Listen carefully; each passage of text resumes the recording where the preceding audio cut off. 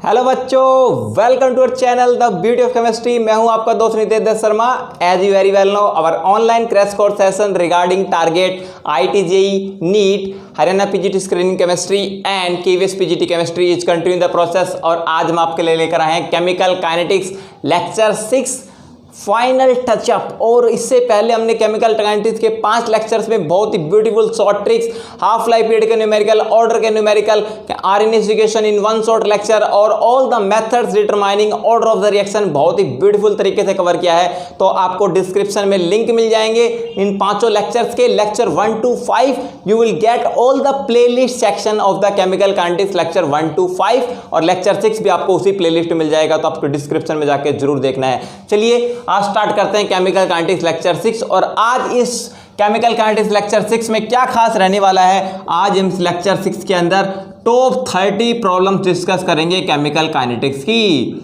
Top 30 problems में आपके सारे केमिकल काइनेटिक्स के फंडे क्लियर कर दूंगा आज मैं, और एक भी क्वेश्चन आपका इस प्रॉब्लमिस्टिक अप्रोच से बाहर से आने के चांसेस बिल्कुल 0% हो जाएंगे। ठीक है, तो टॉप 30 प्रॉब्लम्स लेक्चर 6 में रहेंगे, लेकिन 30 प्रॉब्लम्स को एक लेक्चर में डिस्कस करना बहुत ही डिफिकल्ट टास्क रहता है, क्योंकि आप फिर वीडियो लेंथी होने से लेक्चर को स्किप करना स्टार्ट कर देते हैं, बजाय उसमें बहुत अच्छा कंटेंट एक्सप्लेनेशन ही क्यों ना डाल दिया नितेश सर ने। तो हम क्या करेंगे, इन टॉप 30 प्रॉब्लम्स को 2 पार्ट्स में रखेंगे, पार्ट 1 एंड पार्ट 2 के अंदर। ठीक है, पार्ट 1 एंड पार्ट 2 15 प्रॉब्लम यहां डिस्कस करेंगे और 15 प्रॉब्लम यहां डिस्कस करेंगे। इतना मतलब आज हमारा लेक्चर है lecture 6 part 1 about regarding the review of all the concepts of the chemical kinetics, very interesting problemistic approach. चलिए स्टार्ट करते हैं chemical kinetics lecture 6 final touch up part 1, very interesting. चलिए स्टार्ट करते हैं। तो पहला क्वेश्चन आपकी स्क्रीन पर आ रहा होगा। ठीक है, अब तक जो मैंने लेक्चर लिए हैं 1 to 5 वो जरूर देख लें, क्योंकि वहां से भी आपके काफी ट्रिक्स के फंडामेंटल मैं इस लेक्चर 6 में रिलेट करूंगा। ठीक है, चलिए स्टार्ट करते हैं। पहला question on your screen now. पहला है कि for the non stoichiometric relation, यार वाह, टेबल के क्वेश्चन करने में नितेश सर आपको ऐसी फंडामेंटल ट्रिक्स पहले ही बता चुके हैं, आज फिर बताएंगे। With in 10 seconds you can grab any of the question regarding tubular form. अगर टेबल के फॉर्म में कोई भी क्वेश्चन आए केमिकल काइनेटिक्स का, भाई स्किप मत करना, 10 सेकंड के अंदर क्वेश्चन सोल्व करने की ट्रिक बताऊंगा आपको मैं। देखिए, चलिए देखिए, for the non stoichiometric relationship, एक रिलेशनशिप है 2a plus b it give c। ठीक है, c plus d। काफी बच्चे यहाँ पे गलती ये करते हैं कि रिएक्शन का ऑर्डर ए के with respect to second order मान लेते हैं, बी के with respect to first order. अरे थ्योरेटिकली इन्होंने एक रिलेशनशिप दी हुई है, एक्सपेरिमेंटली कितने मोल पे डिपेंड करती है वो डाटा से रिलेट करना पड़ता है। एक्सपेरिमेंट जैसे यहाँ पर 3 एक्सपेरिमेंट दिए गए हैं, initial concentration of A, initial concentration of B and rate of formation of C. ठीक है, तो आप उसके विद रिस्पेक्ट टू देखेंगे। तो आपको देखो पहले फंडामेंटल टेक्निक बताता हूं कैसे ग्रैब करना है। आप देखो, आपको 3 डाटा दिए हुए हैं, आपको मैं ग्रैब करने की टेक्निक आता हूं। 0.1, 0.1 और 0.2, ये ए की कंसंट्रेशन है, आप टेबल में देख सकते हैं। बी की कंसंट्रेशन देखिए क्या दी हुई है, 0.1, 0.2 और 0.1। ठीक है, बिल्कुल ठीक है। और यहाँ पर रेट ऑफ रिएक्शन और लिख देता हूँ एक बार, 1.2 इंटू 10 की पावर -3, 1.2 इंटू 10 की पावर -3 और एक है 2.4 इंटू 10 की पावर -3। ठीक है, ये 3 डाटा आपको दिए गए हैं। इस बेस पर आपको रेट ला एक्सप्रेशन देना है फॉर द फॉर्मेशन ऑफ सी की फॉर्मेशन के लिए। ठीक है, बड़ा ही इजी एक्सपेरिमेंट है, देखो कैसे दिखाते हैं।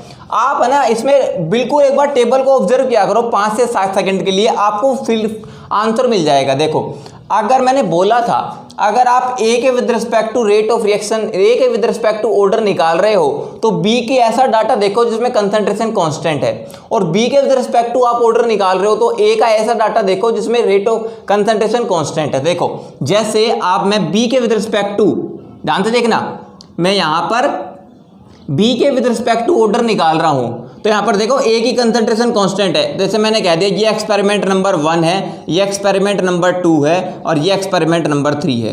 तो आप एक्सपेरिमेंट 1 और 2 को एक बार ऑब्जर्व करो बड़ा ध्यान से। अगर मैं बी के विद रिस्पेक्ट टू ऑर्डर निकाल रहा हो तो ए के विद रिस्पेक्ट टू देखो कंसंट्रेशन कांस्टेंट है 0.1 और 0.1, ठीक है। अब देखो बी की कंसंट्रेशन डबल करने से, बी की कंसंट्रेशन डबल करने से रेट ऑफ रिएक्शन पे कोई फर्क ही नहीं पड़ रहा है। पहले भी 1.2 थी और अभी भी 1.2 है 10 की पावर -3। इसका मतलब मेरे भाई बी के विद रिस्पेक्ट टू रिएक्शन का ऑर्डर 0 है, कुछ सोचना ही नहीं है। Order is 0 with respect to B. Very interesting. अब बी के विद रिस्पेक्ट टू ऑर्डर निकल गया ना, इस डाटा को आप किसी भी रेट ऑफ रिएक्शन में पुट कर दीजिए, आपका आंसर आ जाएगा with respect to order A, ठीक है। ए के विद रिस्पेक्ट टू ऑर्डर आ जाएगा। देखो प्रूव करके दिखाता हूं। अब बी के विद रिस्पेक्ट टू तो पता चल गया ऑर्डर कितना है 0। अब देखो आप एक्सपेरिमेंट उठाओ, ये देखो एक्सपेरिमेंट 1 और 3 देखो, एक्सपेरिमेंट 1 और 3। अब एक्सपेरिमेंट 1 और 3 में देखो आप ए के with respect to rate of reaction निकाल रहे हो, सॉरी ए के विद रिस्पेक्ट टू ऑर्डर निकाल रहे हो। तो बी में देखो एक्सपेरिमेंट 1 और 3 में बी में 0.1 और 0.1 कांस्टेंट है, ठीक है। तो ए के विद रिस्पेक्ट टू ऑर्डर निकालो। यहां पर फर्स्ट और थर्ड एक्सपेरिमेंट में देखो यहां पर कंसंट्रेशन डबल हो गई है 0.1 से 0.2, और कंसंट्रेशन डबल होते ही रेट ऑफ रिएक्शन भी तो डबल हो गई 1.2 से 2.4। तो मैंने आपको बताया था कंसंट्रेशन को डबल करते ही रेट ऑफ रिएक्शन भी डबल हो जाए तो रिएक्शन वहां पर फर्स्ट ऑर्डर होती है, ठीक है। कंसंट्रेशन को डबल करने से रेट ऑफ रिएक्शन 4 गुना हो जाए तो सेकंड ऑर्डर, 8 गुना हो जाए तो थर्ड ऑर्डर, और कंसंट्रेशन को डबल करने से रेट ऑफ रिएक्शन पे फर्क ही ना पड़े तो मेरे भाई 0 ऑर्डर। तो that's why order comes out to be 1, और ये किसके विद रिस्पेक्ट टू है, विद रिस्पेक्ट टू ए। तो यहां पर आपका dx/dt जो आएगा वो आएगा rate of formation of C, यही बोला था सी की फॉर्मेशन के विद रिस्पेक्ट टू ऑर्डर निकालना है, और आपको डाटा भी यही दे रखा है रेट ऑफ फॉर्मेशन ऑफ सी। तो ये क्या आएगा k इंटू ए की कंसंट्रेशन, ए के ऑर्डर और बी का ऑर्डर। अब बी के विद रिस्पेक्ट टू ऑर्डर तो 0 है तो आपको इसको तो लिखने की जरूरत नहीं है। देखो बी की ऑर्डर, बी के विद रिस्पेक्ट टू ऑर्डर 0 है, ए के विद रिस्पेक्ट टू ऑर्डर 1 है, तो बी के विद रिस्पेक्ट टू ऑर्डर 0 है तो यहाँ पर किसी की पावर 0 है तो 1 होती है तो कट जाएगा। तो यहाँ पर आपका रेट वाला एक्सप्रेशन क्या आएगा, केवल ये आएगा k इंटू ए, k इंटू ए। तो आप देखिए कौन सा ऑप्शन आपका मैच कर रहा है, ऑप्शन डी देखिए, option D dc/dt is equal to k into A, क्योंकि b के विद रिस्पेक्ट टू ऑर्डर 0 है और बाकी जितने भी 3 फॉर्मूले हैं ना उसमें b और b दे रखा है। मतलब ये क्वेश्चन 5 सेकंड में कैसे होता आप ये देख लेते बस कि ए की कंसंट्रेशन यहाँ पर फर्स्ट और सेकंड एक्सपेरिमेंट में कांस्टेंट है, तो फर्स्ट और सेकंड एक्सपेरिमेंट में कंसंट्रेशन को डबल करने से रेट ऑफ रिएक्शन पे फर्क ही नहीं पड़ रहा, मतलब b के रिस्पेक्ट टू ऑर्डर 0 है। अब b ऑप्शन 1, 2 और 3 में आ रहा है, ऑप्शन डी में नहीं आ रहा, तो वहीं से आपको पता चल जाता आंसर इसका डी है। That's why this is the very interesting fundamental. तो ये ट्रिक्स आपको ग्रैब करनी पड़ेगी मेरे भाई, ठीक है। क्वेश्चन को सोल्व करने की जरूरत नहीं है, बस टेबल को एक बार ऑब्जर्व कर लो ठीक से, और टेबल को ऑब्जर्व करना मैंने सिखा दिया। जब आप एक रिएक्टेंट के विद रिस्पेक्ट टू ऑर्डर निकालते हो तो बी की ऐसी कंसंट्रेशन देखो जिसमें कंसंट्रेशन कांस्टेंट है, और बी के विद रिस्पेक्ट टू ऑर्डर निकाल रहे हो तो ए की ऐसी कंसंट्रेशन देखो जहां पर रिएक्शन कांस्टेंट है। चलिए नेक्स्ट क्वेश्चन ले रहा हूं ऑन योर स्क्रीन नाउ। अगला है in the reaction P plus Q gives R plus S। बहुत ही ब्यूटीफुल क्वेश्चन है, इजी भी क्वेश्चन है। P प्लस क्यू मिलके R प्लस S दे रहे हैं, नो डाउट। क्वेश्चन है कि द टाइम टेकन, ओहो वेरी इंटरेस्टिंग ट्रिक्स बताई हुई है। हाफ लाइफ पीरियड का लेक्चर नंबर 3 देख लेना, बहुत इंटरेस्टिंग है। हाफ लाइफ पीरियड के सारे न्यूमेरिकल करा रखे हैं कि the time taken for 75% reaction of P is twice the time taken for 50% reaction of P। अरे देखो पहले देखो P के विद रिस्पेक्ट टू ऑर्डर बता रहा है, P के विद रिस्पेक्ट टू ऑर्डर पता है क्या कह रहा है, एक रिएक्शन का मतलब P के विद रिस्पेक्ट टू जो रिएक्शन हो रही है ना उसको 75% कंप्लीट होने में जो टाइम लग रहा है वो कह रहा है is twice 2 times the time taken by the half life period. अब कितने बच्चों को पता है ये बात कि if the time taken required for 75% completion of the reaction is 2 times या doubles as compare to half life period, then order comes out to be first order, क्योंकि ये सारे डाटा फर्स्ट ऑर्डर के सिनेरियो है। Very interesting. तो आपके पता चल गया पी के विद रिस्पेक्ट टू ऑर्डर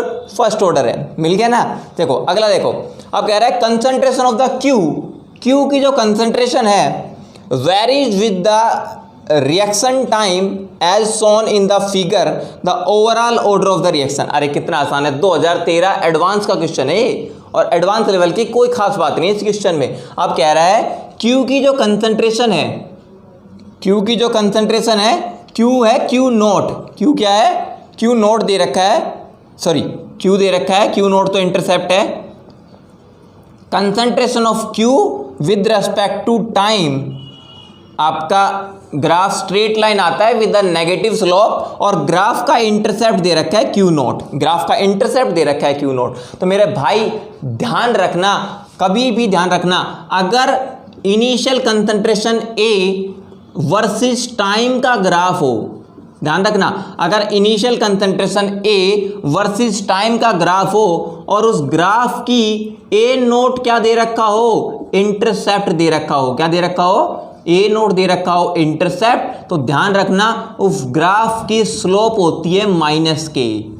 तो ये ग्राफ यही था, यहां पर ए को मैंने क्यू मान लिया, ठीक है, तो टाइम के विद रिस्पेक्ट टू ग्राफ है, क्यू नोट क्या हो गया आपका, ए नोट इंटरसेप्ट हो गया, स्लोप क्या हो गई इस रिएक्शन की, माइनस के।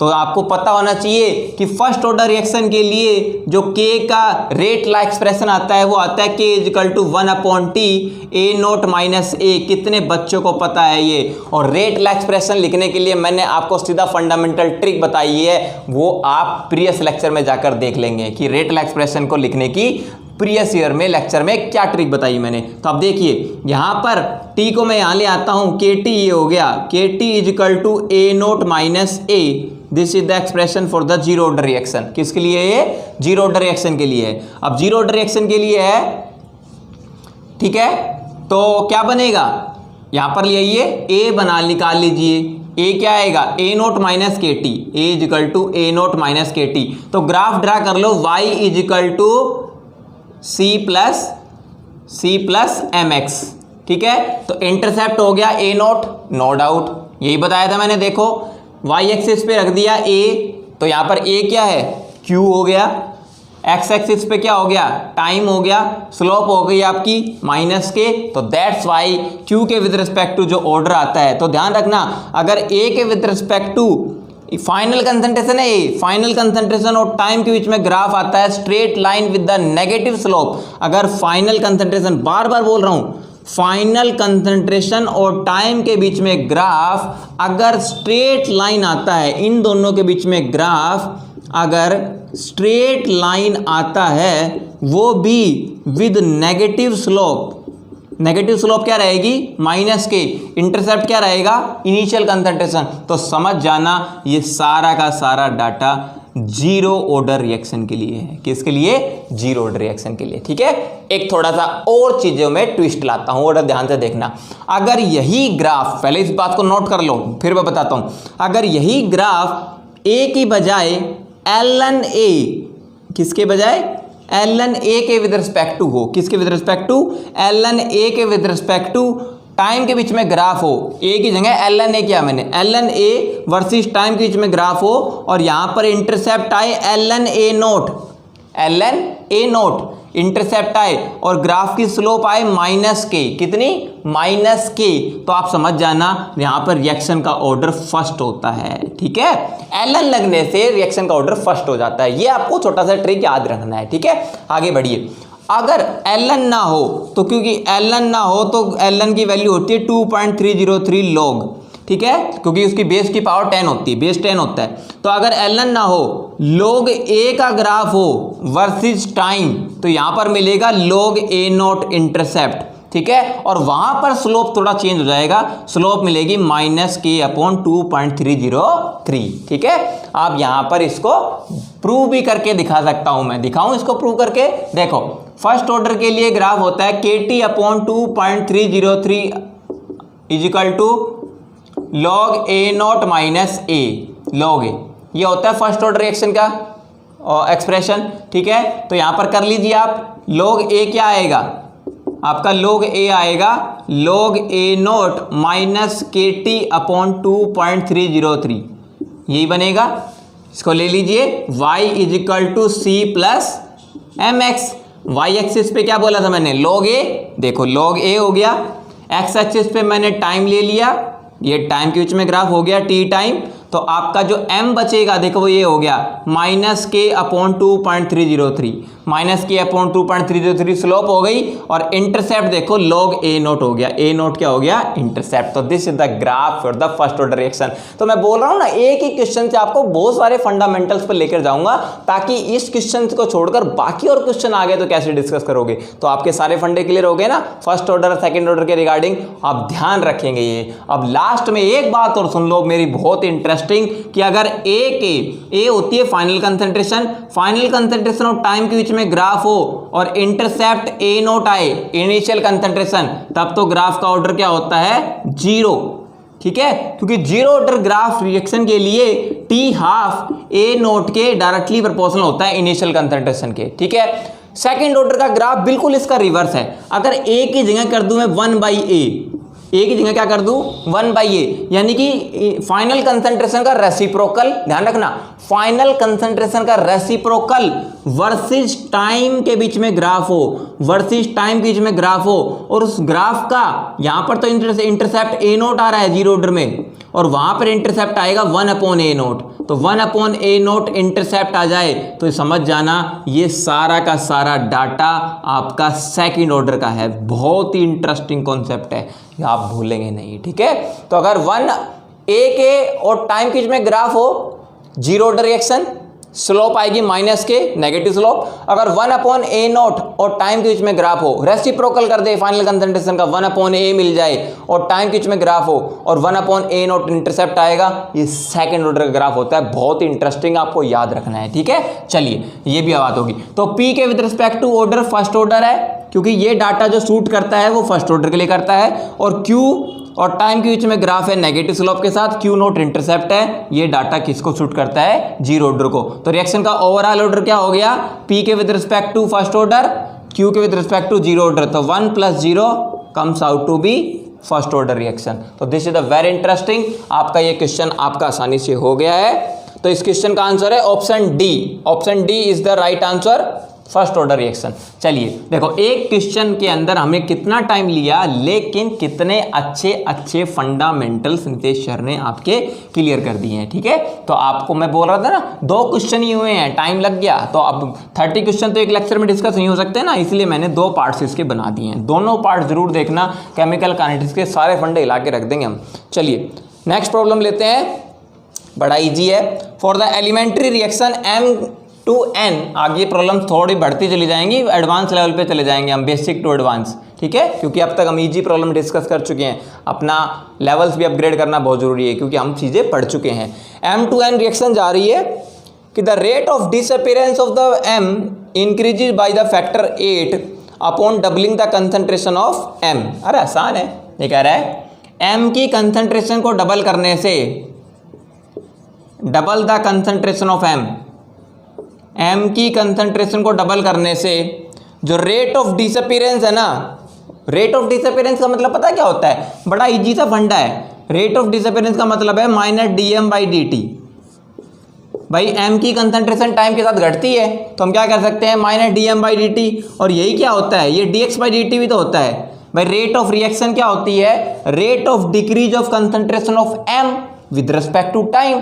तो dx/dt कितना इंक्रीज कर रहा है, 8 गुना बढ़ गया है कंसंट्रेशन को डबल करने से। तो मेरे भाई मैंने आपको डायरेक्ट शॉर्ट ट्रिक बताई थी, अगर कंसंट्रेशन को डबल करने से रेट ऑफ रिएक्शन 8 गुना हो जाए तो रिएक्शन का ऑर्डर 3 होता है। ठीक है, कितना होता है, 3। अगर कंसंट्रेशन को डबल करने से रेट ऑफ रिएक्शन भी डबल हो जाए, फर्स्ट ऑर्डर, 4 गुना हो जाए सेकेंड ऑर्डर, 8 गुना हो जाए थर्ड ऑर्डर, और सेम रहे तो जीरो ऑर्डर। ठीक है, ये फंडामेंटल आपको मैंने इनिशियल रेट मेथड में पहले से ही बता दिए हैं। ठीक है, तो आपको ट्रिक सर ने बता रखी है, प्रूव और करके दिखा देता हूं। देखो मान लीजिए, तो dx/dt क्या आएगा, dx/dt आएगा k × m, m के विद रिस्पेक्ट टू कौन सी रिएक्शन दे रखी है, देखो फर्स्ट ऑर्डर रिएक्शन लिख रखा होगा, आपको ऑर्डर तो निकालना है। हाँ, तो m के ऊपर हम पावर x मान लेते हैं। ठीक है, इसके रिएक्शन निकालनी है। तो पहले initial rate of reaction dx/dt है, उसको R1 मान लेते हैं। R1 is the initial rate of reaction. अब कह रहा है m को डबल करने से, m को डबल करने से मतलब m को मैंने 2m कर दिया, m को क्या कर दिया 2m, m को 2m करने से रेट कांस्टेंट तो k ही रहेगा। यहाँ पर कंसंट्रेशन रेट ऑफ रिएक्शन कितनी हो गई 8 गुना। मतलब अगर मैंने R1 को मान लिया इनिशियल रेट ऑफ रिएक्शन, तो मैं R2 को मान लेता हूँ फाइनल रेट ऑफ रिएक्शन। तो यहाँ पर एक हिंट दे रखा है कि जो फाइनल रेट ऑफ रिएक्शन है वो इनिशियल से 8 गुना हो गई है। ये हिंट आपको पकड़ के रखना है, ठीक है, कि कंसंट्रेशन को डबल करने से रेट ऑफ रिएक्शन 8 गुना हो गई। तो अगर इनिशियल R1 थी तो R2 क्या आएगी 8R1। तो यहाँ पर मैं कर देता हूँ 8R1 हो गया, क्यों किसके बराबर है R2 के बराबर है। तो R2 इक्वल टू 8R1 के, अब दोनों को डिवाइड कर दो, R2/R1 का मतलब 8R1/R1, k से k कैंसिल हो जाएगा। देखो m की पावर भी x है और 2m की पावर भी x है, इसको मैं ऐसे लिख सकता हूँ ना 2m/m पूरे की पावर x, कोई दिक्कत नहीं है। m से m कैंसिल हो गया, R1 से R1 कैंसिल हो गया, तो 8 कम्स आउट टू बी 2 की पावर x। 2 की पावर x है, x कितना पुट करें 3 पुट कर दो, और x क्या था यहाँ पर x ही तो था रिएक्शन का ऑर्डर, x क्या था रिएक्शन का ऑर्डर था। तो रिएक्शन प्रूव हो गई, reaction is the third order reaction. तो this is the very interesting fundamental. चलिए नेक्स्ट प्रॉब्लम के साथ आते हैं, देखिए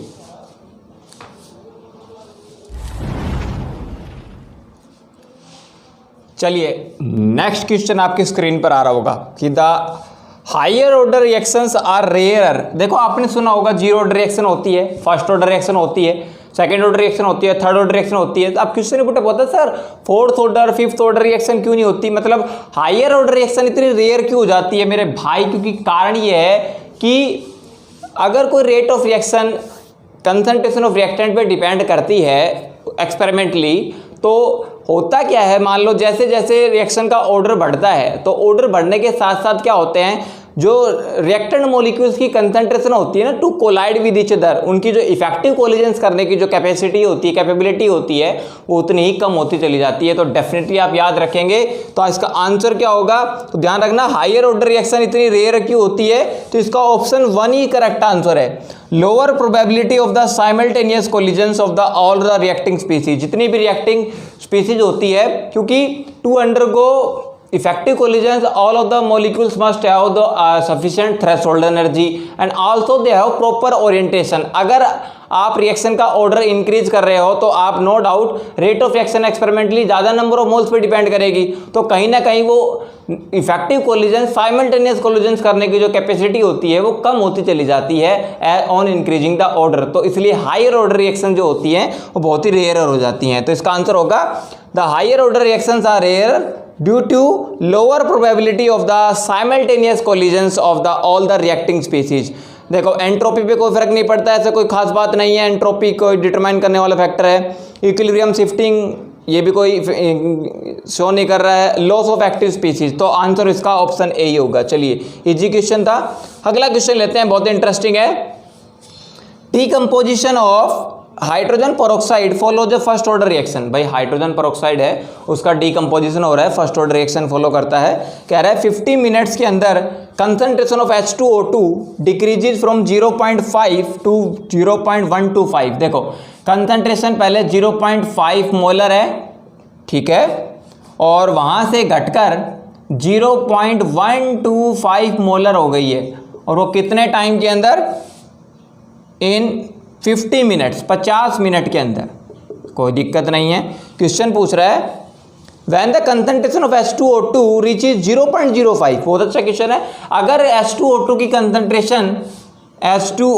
की कंसंट्रेशन अगर 0.05 मोलर पे पहुंच जाए तो कह रहा है अब rate of formation of O2 क्या होगा। अरे कितना ब्यूटीफुल क्वेश्चन है। पूछा क्या है, rate of formation of O2। तो देखो पहले आपको बता दूं कि हाइड्रोजन पेरोक्साइड का जब डीकम्पोजिशन होता है तो इसमें प्रोडक्ट बनते हैं H2O plus O2, no doubt, ठीक है। रिएक्शन को अगर बैलेंस कर ले तो हो जाएगा 2H2O plus O2। Reaction first order बोल रहा है, हालांकि अब मॉलिक्यूलैरिटी वाला फैक्टर देखे थ्योरेटिकली थ्योरेटिकली हाइड्रोजन पेरोक्साइड के 2 मोल्स रिएक्ट कर रहे हैं, लेकिन एक्सपेरिमेंटली यहाँ पर rate of reaction hydrogen peroxide के 1 मोल पर डिपेंडेंट है। तो रिएक्शन फर्स्ट ऑर्डर है हाइड्रोजन पेरोक्साइड के विद रिस्पेक्ट टू, तो हम क्या बोलेंगे, H2O2 का डीकंपोजिशन होने पर O2 बनता है। तो O2 के फॉर्मेशन की रेट पूछ रहा है examiner, rate of formation of O2, ठीक है। तो देखो इस क्वेश्चन को करने में ना बहुत ज़्यादा समय लगा सकते हो। पहली बात तो आपको अगर rate of formation of O2 निकालना है, बड़ा ध्यान से देखना, यहाँ पर मेरे को निकालना है rate of formation of O2 DO2/dt। भाई समझ में आ गई मेरी बात, ये आपको एग्जामिनर ने पूछा है। अब देखो कैसे रिलेट करोगे चीज़ों को, मैं आपको बहुत ही हलवा कर देता हूँ इस क्वेश्चन को। With in 10 seconds you can do this question. सुनने में बड़ा ट्रिकी लग रहा है, बहुत ज़्यादा डाटा भी दिया हुआ है, तो कैसे टैकल करोगे, तो देखिए within 10 seconds you can grab this question. देखो पहले पूछा क्या है, rate of formation of O2 with respect to dt। अब O2 की फॉर्मेशन की रेट क्या होती है, अरे यही तो dx/dt होता है भाई। Rate of formation, rate of reaction क्या होती है, rate of formation of O2 with respect to time. और dx/dt क्या हो सकता है, dx/dt होता है k इंटू H2O2 भाई, k इंटू H2O2 की कंसंट्रेशन। अब H2O2 with respect to reaction first order है, तो 1 लगाने की यहाँ पर नीड ही नहीं है, तो ये आपका एक्सप्रेशन बन गया। तो ये आपका एक्सप्रेशन निकल कर आ गया मेरे भाई, समझ में आ गया। तो आपको पूछा तो ये है DO2/dt, आपको dx/dt की कोई रिक्वायरमेंट है नहीं, के आप निकाल लो। के निकालने के बाद हाइड्रोजन पेरोक्साइड की कंसंट्रेशन एग्जामिनर ने बताई है, देखो कि अगर हाइड्रोजन पेरोक्साइड की कंसंट्रेशन 0.05 हो जाए तो यहाँ पर DO2/dt क्या आएगा। तो देखो यहाँ पर मैं डायरेक्ट कर देता हूँ कि dx/dt को तो आप कट कर दीजिए, आपका ये डायरेक्ट फार्मूला बन गया DO2/dt, ठीक है। के यहाँ से निकाल लो, के कैसे निकालोगे, यही तो लॉजिक है। देखो आपको बताता हूँ इसमें ट्रिक क्या छुपी हुई है कि 0.5 से 0.125 तक जाने में 50 मिनट लग गए। तो देखो 0.5 से अगर आप देख पा रहे हो 0.125, ये 1/4 है, कितना है 1/4 भाई। 0.5 से 0.125, देखो ऐसे कर लो, 0.5 से पहले गया 0.25 में और 0.25 से गया 0.125 के अंदर, ठीक है। तो यहाँ से यहाँ तक जाने में इसको लग गए 50 मिनट, कितने 50 मिनट। तो यहाँ से ये 25 मिनट और ये 25 मिनट, हाफ लाइफ पीरियड हो गया कि नहीं हो गया। वेरी इंटरेस्टिंग, क्योंकि यहाँ पर मेरे भाई यहाँ पर 0.5 से 0.125, और मैंने आपको बोला था जब भी कंसंट्रेशन 1/4 हो जाए, कितनी हो जाए 1/4, वो होता है T75%। ये यानी कि रिएक्शन को 75% कंप्लीट हो चुकी है, क्योंकि भाई 0.5 से 0.125 हो गया ना, तो कितनी कंप्लीट हो चुकी रिएक्शन 75%, यानी कि 1/4 कंप्लीट रिएक्टेंट ही बचा हुआ है आपका। 1/4 रिएक्टेंट कंज्यूम हो चुका है पूरी तरह से, और आपका 75% रिएक्शन कंप्लीट हो चुकी है। और मैंने बोला था T75% हाफ लाइफ पीरियड का डबल होता है। बोलिए यहाँ से फंडामेंटल निकल कर आगे नहीं आ गया, तो आपको पता चल गया इस रिएक्शन का हाफ लाइफ पीरियड कितना है 25 मिनट, क्योंकि 50 मिनट में तो 1/4 हो रही है भाई। 50 मिनट में यहाँ पर कंसंट्रेशन 1/4 हो रही है, तो 25 मिनट में कितनी होगी, हाफ हो जाएगी, और हाफ हो जाएगी तो इसको टी हाफ ही तो बोलते हैं। तो इस अगर 50 मिनट में 1/4 हो रही है तो 25 मिनट इस रिएक्शन का हाफ लाइफ पीरियड हो गया, ठीक है। तो यहाँ से आपको फंडामेंटल निकल गया। अब मैं डायरेक्ट कर देता हूँ इस क्वेश्चन को, देखिए विद इन सेकेंड्स आपको क्वेश्चन हो जाएगा, बस समझाने में टाइम लग गया। देखो पुट कीजिए, DO2/dt निकालना है, K इंटू दिस, तो K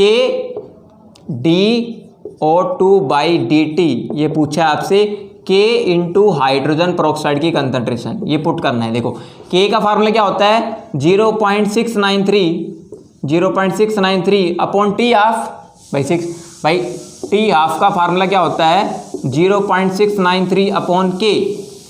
तो K पूछा है तो टी हाफ को नीचे ले जाओ, टी हाफ कितना है, टी हाफ आपका आया 25 मिनट, ठीक है। और मल्टीप्लाई बाई H2O2 की कंसंट्रेशन कितनी दे रखी थी 0.05। सॉल्व करते हैं इसको, चलिए देखते हैं जल्दी से सॉल्व करते हैं। यहाँ से पॉइंट हटाएंगे, 100 नीचे आ गया, कोई दिक्कत नहीं है। तो 5 5 25 और 600, 0.693 डिवाइड बाई 5 करेंगे, 0.693 डिवाइडेड बाई, कुछ गलती तो नहीं हुई इसमें, हाँ एक छोटी सी गलती यहाँ पर ये हो गई है कि हाँ DO2/dt है। अगर इस रिएक्शन का यहाँ पर ये लिखेंगे कि DO2/dt जो आएगा, यहाँ पर 2 मोल्स रिएक्ट कर रहे हैं तो यहाँ पर क्या आएगा 1/2 DH2O2/dt, यही आएगा DH2O2/dt। तो यहाँ पर हम चलिए देखिए, यहाँ पर देखो DO2/dt, ये मतलब O2 की formation with respect to time, it is equal to K into H, ये भी है। अब देखो हाइड्रोजन पेरोक्साइड यहाँ पर क्या है, रिएक्टेंट, तो हाइड्रोजन पेरोक्साइड के विद रिस्पेक्ट टू आप क्या लिख सकते हो, यहाँ पर आ जाएगा 2 है तो -1/2 DH2O2 की concentration with respect to time, ये लिख सकते हो। देखो यहाँ पर मैंने लिख दिया, ये दोनों चीज़ें बराबर हैं, ठीक है। तो यहाँ पर DH2O2/dt यानी कि rate of formation of H2O2/dt, ये भी किसके बराबर है, तो इसके यहाँ पर कितने डिवाइड कर देंगे, यहाँ पर इसको डिवाइड कर देंगे डिवाइड बाई 2, यानी कि DO2/dt by K into hydrogen peroxide की कंसंट्रेशन, ये जो टर्म है K इंटू हाइड्रोजन पेरोक्साइड की कंसंट्रेशन, ये टर्म क्या है, ये टर्म ये वाली तो है, ठीक है, DH2O2/dt। तो 2 से डिवाइड कर देंगे, यहाँ पर 2 से डिवाइड करेंगे तो यहाँ पर 2 आ जाएगा, यहाँ से 2 से डिवाइड कर दिया तो यहाँ भी क्या आ जाएगा आपका 2 आ जाएगा। अब देखो पॉइंट से पॉइंट कर दिया था हमने, अंडर नीचे ले लिया था, 5 25 10 पे गया, 2 5 10, और यहाँ पर कितना है 100, तो 1000 हो गया। तो 0.693 डिवाइड बाई 10 की पावर 3, 1000 था ना, 10 की पावर 3, 10 की पावर 3 पर जाएगा क्या हो गया 10 की पावर -3। और अब देखो इसको अगर हम वैल्यू को बढ़ाएं 6.93 कर दें तो हो जाएगा 10 की पावर -4। तो देखो कौन सा ऑप्शन यहाँ पर मैच करता है, ऑप्शन यहाँ पर मैच कर रहा है ऑप्शन ए। ऑप्शन ए है 6.93 इंटू 10⁻⁻4 मोल मीटर इनवर्स, मिनट इनवर्स, ठीक है। समझ में आ गया फंडामेंटल, ये था थोड़ा सा ट्रिकी वे में दे रखा था न्यूमेरिकल, यानी कि जब भी ध्यान रखना अगर रिएक्टेंट की कंसंट्रेशन 1/4 कर दी जाए तो वहां पर T75% होता है, तो 1/4 T75% दे रखा हो तो हाफ लाइफ पीरियड निकाल रखा हो तो आधा कर दीजिए, तो 50 मिनट का आधा 25 मिनट इसका हाफ लाइफ पीरियड हो गया, और हाफ लाइफ पीरियड से हमने रेट कांस्टेंट को डायरेक्ट पुट कर दिया, ठीक है। तो K/T हाफ, तो यहाँ पर क्या आ जाएगा आपका, डायरेक्टली पुट कर देंगे 0.693 upon T half, T half कितना हो गया 25 मिनट, 2 से मल्टीप्लाई कर दिया आगे, तो सॉल्व कर लेंगे तो आंसर आ गया, डेफिनेटली हो गया क्वेश्चन। चलिए आगे बढ़ते हैं, नेक्स्ट क्वेश्चन लेते हैं, बहुत ही इंटरेस्टिंग है ये, देखिए बहुत ही इंटरेस्टिंग क्वेश्चन है। For a first order reaction, आता है तो वीडियो को पॉज कीजिए, जल्दी कीजिए, क्वेश्चन को आ जाएगा। फर्स्ट ऑर्डर रिएक्शन है, रिएक्टेंट ए से पी प्रोडक्ट पे जारी reaction, temperature dependent rate constant दे रखा है आपको, temperature dependent rate constant K was found to be, follow the equation log K equal to 2000 upon T plus 6। Very interesting question, आपसे पूछा क्या है, 2009 का क्वेश्चन है, जेईई मेंस का, प्री एक्सपोनेंशियल फैक्टर ए और एक्टिवेशन एनर्जी पूछिए आपसे, ठीक है। देखो बताता हूँ क्वेश्चन, जब भी करना हो तो आरएनएस इक्वेशन के ऊपर 1 शॉट लेक्चर मैंने बना रखा है, ये ऐसे इसकी जैसी प्रॉब्लम मैंने डिस्कस की हुई पहले भी। अब देखो ये प्रॉब्लम कैसे डिस्कस करेंगे, पहले आपको गिवन क्या है, गिवन है आपको log K is equal to 6 plus 2000 upon T, इसको ऐसे लिख सकते हैं, कोई बात नहीं है, प्लस का साइन आगे पीछे लिख सकते हैं, ठीक है, ये दे रखा है आपको। अब देखो आरएनएस ने एक इक्वेशन दी थी, वो इक्वेशन है log K जो होता है ना, वो log A माइनस 2.303 RT के बराबर होता है। ये बहुत ही इंटरेस्टिंग फंडामेंटल है, ठीक है, आप इसको समझकर चलेंगे कि log K is equal to log A minus EA upon 2.303 upon T के बराबर होता है। ये फंडामेंटल आपको यहाँ पर समझकर चलना है, ठीक है। चलिए अब सोल्ड आउट करते हैं, यहाँ पर log K हो गया, यहाँ पर log A क्या हो गया, log A हो गया 6, यानी कि अगर मैं इसको कंपेयर करूँ, अगर इसको कंपेयर करें तो यहाँ पर क्या क्या हो गया, log 6 हो गया आपका, ठीक है। तो यहाँ पर log A की वैल्यू तो 6 है, log A की वैल्यू कितनी है 6, तो आपको A क्या होता है, एक्सपोनेंशियल फैक्टर, दोनों तरफ एंटी लॉग ले लो, तो एंटी लॉग लेंगे तो यहाँ पर एंटी लॉग लेंगे तो यहाँ तो A बचेगा, और यहाँ क्या हो जाएगा एंटी लॉग ऑफ 6, और मेरे भाई 6 का एंटी लॉग होता है 10 की पावर 6, 6 का एंटी लॉग क्या होता है 10 की पावर 6। आपको याद रखनी है बातें, यानी कि एंटी लॉग ऑफ n पता क्या होता है, 10 की पावर n होता है, यानी एंटी लॉग ऑफ 6 10 की पावर 6 हो गया, ठीक है। प्रूव करके दिखाऊं, ये प्रूव करके दिखाता हूं। देखो इस इक्वेशन का दोनों तरफ लॉग ले लो, इस इक्वेशन का दोनों तरफ log ले लो, तो एंटी लॉग से log लोगे तो यहाँ पर क्या बचेगा log n, और उधर क्या बचेगा log 10 की पावर n। ठीक है, दोनों तरफ एंटी लॉग ले लिया, एंटी लॉग ले लिया, तो एंटी लॉग से log कट जाएगा तो क्या बचेगा n क्या बचेगा log 10 की पावर n। और आपको पता ही है log 10 की पावर n ही होता है। ठीक है, जैसे log 10 की पावर 3 क्या होता है 3 होता है, तो डेफिनेटली आप ऐसे क्वेश्चंस को ग्रैब कर सकते हैं। चलिए यहाँ पर आ गया 10 की पावर 6, तो a की वैल्यू 10 की पावर 6 देखो किस किस ऑप्शन में दी रखी है प्री एक्सपोनेंशियल फैक्टर, और ऑप्शन सी और डी में है, ऑप्शन सी में भी है, डी में भी है, ए में भी है, तो बी ऑप्शन तो इसका ठीक नहीं हो सकता। ठीक है, तो ऑप्शन बी तो कट कर दीजिए, बाकी चीज़ निकालते हैं। अब निकालते हैं हमें एक्टिवेशन एनर्जी। एक्टिवेशन एनर्जी निकालने के लिए ये चीज़ है वो इसके बराबर पुट कर दो, कोई दिक्कत वाली बात नहीं है। चलिए देखते हैं, यहाँ पर टी से टी कैंसिल हो जाएगा तो कोई दिक्कत नहीं है, तो यहाँ पर EA अपॉन 2.303 R वो किसके बराबर हो गया आपका 2000 के बराबर हो गया। किसके बराबर हो गया 2000 के बराबर हो गया, तो EA निकाल लीजिए। EA क्या हो जाएगा 2.303 मल्टीप्लाई बाई R की वैल्यू होती है 8.314। और कितने बच्चों को पता है, मैंने बताया था 2.303 और R का जो मल्टीपल होता है ना वो 19.15 होता है। याद रख लो ये बात, तो हमेशा के लिए गांठ बांध लो, 2.303 और 8.314 का मल्टीप्लाई 19.15 होता है। और 19.15 को एक बार 2 से मल्टीप्लाई करो, 19.15 को 2 से मल्टीप्लाई करोगे तो कितना हो गया आपका 38.3 हो गया कि नहीं हो गया। 19.15 को 2 से मल्टीप्लाई करोगे तो 38.3, और यहाँ पर देखो कितनी वैल्यू है 3, तो मल्टीप्लाई बाई 10 की पावर 3, तो 38.3 किलो जूल पर मोल, ये आपकी एक्टिवेशन एनर्जी आ गई। देखो कौन सा ऑप्शन मैच कर रहा है, ऑप्शन डी मैच कर रहा है। ऑप्शन डी के अंदर प्री एक्सपोनेंशियल फैक्टर आपका 10 की पावर 6 दे रखा है और आपका एक्टिवेशन एनर्जी 38.3 दे रखी है। तो वेरी इंटरेस्टिंग फंडामेंटल कॉन्सेप्ट, कुछ भी नहीं करना था, कंपेयर करना था।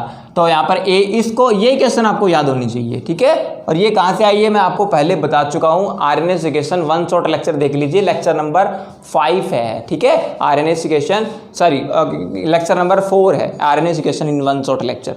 चलिए आगे बढ़ते हैं, नेक्स्ट क्वेश्चन लेते हैं, आपकी स्क्रीन पर आएगा। हाँ देखिए बहुत अच्छा क्वेश्चन है कि using the same reaction condition use करनी है। कंडीशन रिएक्शन सेम है।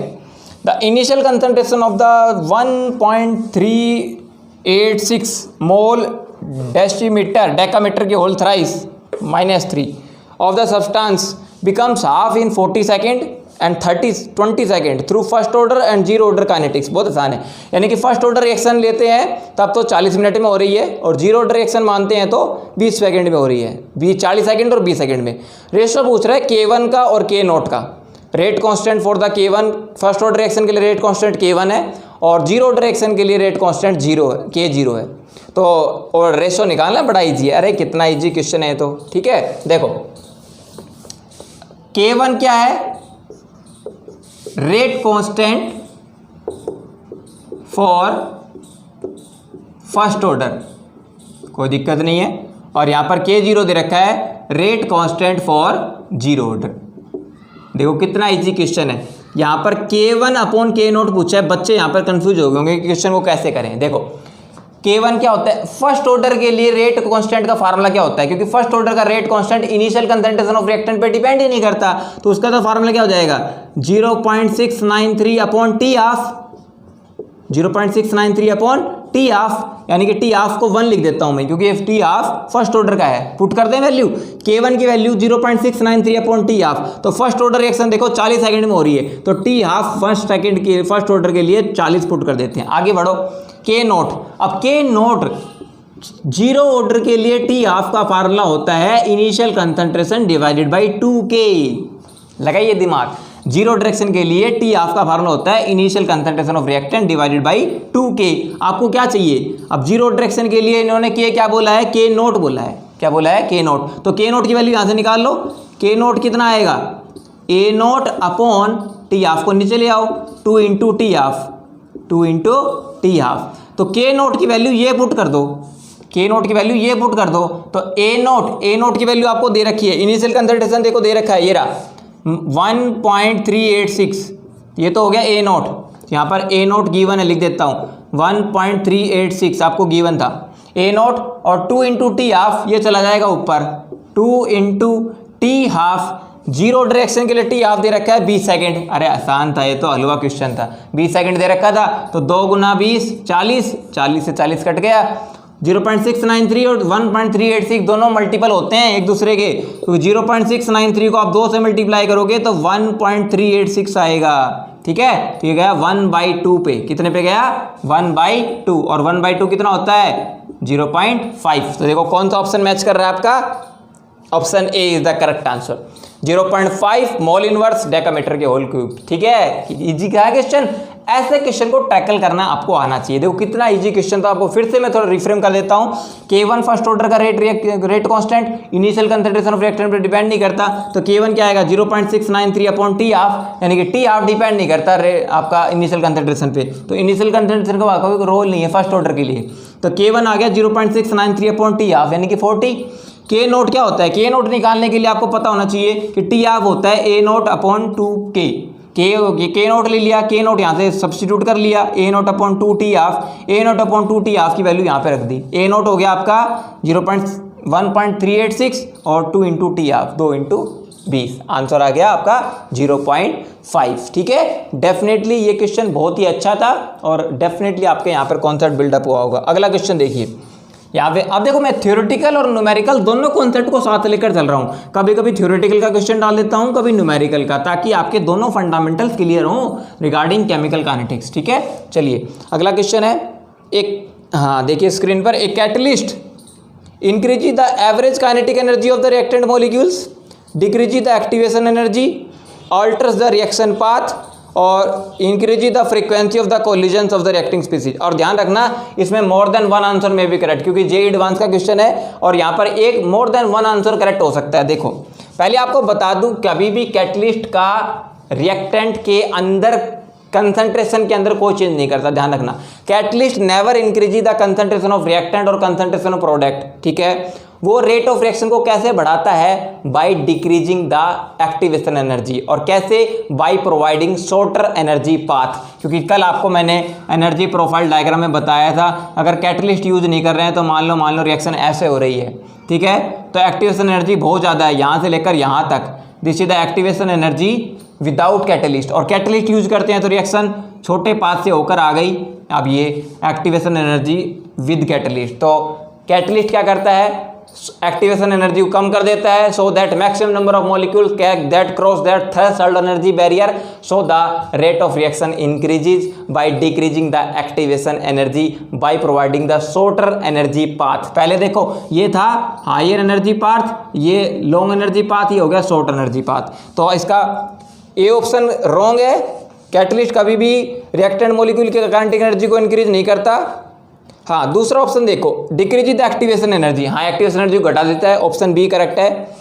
अल्टर द रिएक्शन मैकेनिज्म, बिल्कुल सही बात है, रिएक्शन मैकेनिज्म को अल्टर कर रहा है, पहले एक थ्रेशोल्ड एनर्जी बैरियर ज़्यादा था, अब बाद में कम हो गया, तो सी ऑप्शन भी करेक्ट है। Increase the frequency of the collision, अरे सिंपल सी बात है, कोलिजन फ्रीक्वेंसी का कभी भी कैटलिस्ट के साथ कोई रिलेशन नहीं है। ठीक है, और एक बात तो ध्यान रखना, अगर कोई रिएक्शन रिवर्सिबल काइनेटिक्स में है, मतलब अगर कोई रिएक्शन रिवर्सिबल है, तो रिवर्सिबल रिएक्शंस के ऊपर भी कभी भी कैटलिस्ट का फर्क नहीं पड़ता। Catalyst never affect the rate of, catalyst never affect the forward और बैकवर्ड रिएक्शन, ये केवल क्या कर सकता है, इक्विलिब्रियम को कभी अफेक्ट नहीं करता catalyst. Catalyst never affect the equilibrium, however catalyst can help the equilibrium to reach faster, equilibrium को जल्दी अचीव करने में हेल्प कर सकता है, लेकिन इक्विलिब्रियम कांस्टेंट पे इसका कोई इफेक्ट नहीं होता कैटलिस्ट का, ना डेल्टा जी पर होता है गिब्स फ्री एनर्जी फैक्टर, ना एंट्रोपी पर होता है, ध्यान रखना इन चीज़ों पर कैटलिस्ट का फर्क नहीं पड़ता है। चलिए आगे बात करते हैं, ये भी थ्योरेटिकल कॉन्सेप्ट था, बहुत अच्छा। अगला क्वेश्चन लेते हैं, ये क्वेश्चन कह रहा है for the first order reaction the degree of dissociation, और ये भी 1988 क्वेश्चन है, 2 मार्क, और ये भी आपकी क्वेश्चन डेफिनेटली नॉलेज बिल्डअप करेगा। ठीक है, चलिए देखिए, for the first order reaction, ध्यान रखना मोर देन वन ऑप्शन में भी correct, this the very interesting question, 2 marks question, 1998 का जे एडवांस का क्वेश्चन है। मोर देन वन ऑप्शन में भी करेक्ट, पहले ही बोल दिया मैंने आपको। Degree of dissociation for the first order is equal to 1 minus exponential. कितना अच्छा क्वेश्चन है। देखो डिग्री ऑफ डिसोसिएशन होता है अल्फा, डिग्री ऑफ डिसोसिएशन क्या होता है अल्फा, और अल्फा इज इक्वल टू कह रहा है 1 माइनस एक्सपोनेंशियल की पावर माइनस के टी।